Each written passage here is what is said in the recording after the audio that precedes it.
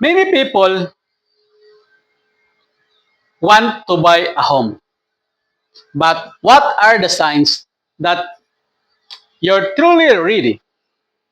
Here are clear and signs that you are ready to invest in property.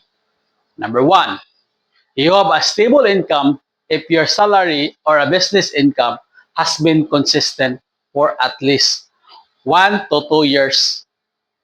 That's a great sign. Real estate is a long-term commitment, so having stable cash flow is very important. Number two, you have savings. Not just for a reservation fee, you should also have an emergency fund.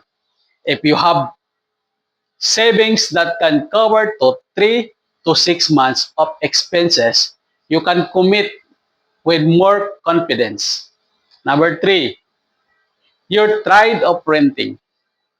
If you're paying rent every month and building someone else's property, that's a sign.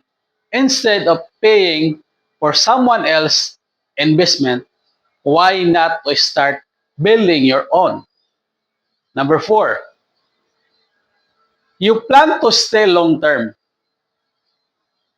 If you're planning to settle in the same city or area for years, owning a home is a more practical and rewarding. Number five, you want to build assets. If your mindset is focused on investment and future security, you're ready. Real estate is just a house. It's a financial security. If you see yourself in this sign, maybe this is your time. Send me a message and let's explore your option. Please follow and share for my next vlog. This is Albert, the real estate salesperson